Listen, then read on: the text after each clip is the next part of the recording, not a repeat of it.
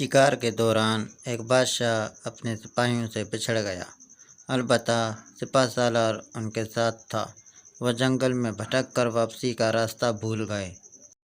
परेशानी उनके चेहरों पर नज़र आने लगी। अभी थोड़ी सी देर गुजरी थी कि अचानक सिपह सालार चीखा, बादशाह सलामत! वो देखें, एक झोंपड़ी नज़र आ रही है, वहाँ चलते हैं। यकीनन वहाँ से हमें मदद ज़रूर मिलेगी। वो झोंपड़ी के करीब गए तो सिपह सालार ने आवाज़ लगाई, कोई है? थोड़ी सी देर में एक शख्स बाहर आया।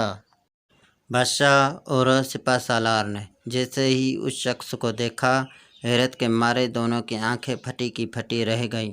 वह शख्स हूबहू बादशाह का हमशक्ल था। दोनों हैरत से उसे देखते रहे। फिर सिपह सालार ने उससे कहा, देखें, हम शिकार करते करते रास्ता भटक गए हैं, यहाँ से निकलने में हमारी रहनुमाई करें। वह शख्स बोला, क्यों नहीं, मगर आप लोग काफ़ी थके हुए लग रहे हैं।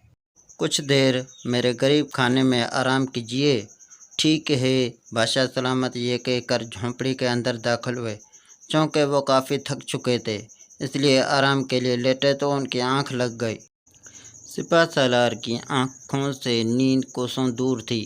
वो किसी गहरी सोच में डूबा हुआ था। सिपह सालार ने उस शख्स को झोंपड़ी से बाहर आने का इशारा किया। बाहर आकर वो उस शख्स से कहने लगा, तुम्हें मालूम है कि अंदर सोने वाला शख्स कौन है? जी, कोई अमीर शख्स दिखाई देते हैं। वो इस मुल्क के बादशाह सलामत हैं क्या? वो हैरत से बोला, हाँ, और ये शायद तुम्हें नहीं मालूम कि तुम्हारी शक्ल उनसे हूबहू मिलती है। अगर उनके कपड़े तुम्हें पहना दिए जाएं तो तुम बादशाह लगोगे क्या वाकई? वह हैरत से बोला। सिपह सालार ने कुछ सोचते हुए कहा, यकीनन तुम अपनी गरीबी से तंग होगे। अगर तुम मेरी एक बात मानो तो तुम हमेशा के लिए अपनी गुर्बत से निकल सकते हो। उसने हैरत से पूछा, अच्छा, वो कैसे? वो ऐसे कि तुम मेरे साथ मिल जाओ। हम किसी चीज़ में बेहोशी की दवा मिलाकर बादशाह को पिला देंगे। उनके कपड़े तुमको और तुम्हारे कपड़े उनको पहना देंगे। इस तरह तुम बादशाह के रूप में मेरे साथ महल चलोगे और वहाँ जाकर दरबार के दौरान वज़ीर ख़ास का मनसब मुझे दिला दोगे। बस तुम बादशाह बनकर शाही कुर्सी पर बैठे रहना और सारे हुक्म मेरे चलेंगे। इस तरह हम मज़े की ज़िंदगी गुजारेंगे। बोलो, मंजूर है? वो कुछ देर तक सोचता रहा और फिर बोला, ठीक है, मुझे मंजूर है। ये सुनकर सिपह सालार के चेहरे पर मुस्कुराहट फैल गई। सुबह का सूरज तुलू हुआ। चारों तरफ परिंदों की आवाज़ चहचहाने लगी। बादशाह सलामत बेदार हुए तो उस शख्स ने उनके लिए नाश्ते का इंतज़ाम किया। सिपह सालार ने आंखों ही आंखों में उस शख्स को इशारा किया। उस पर उसने इस्तबान में सर हिलाया। फिर उसने सिपह सालार और बादशाह को कहवा पेश किया। देखो, मैं इन कपड़ों में बिल्कुल बादशाह लग रहा हूँ ना?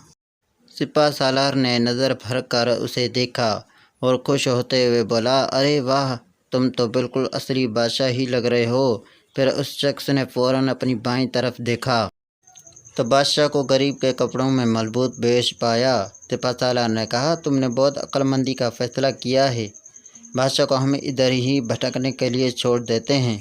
अब हम महल में राज करेंगे। चलने की तैयारी करो। रास्ता तो तुम्हें मालूम ही है। ये कहकर दोनों घोड़े पर सवार हुए और महल की तरफ रवाना हो गए।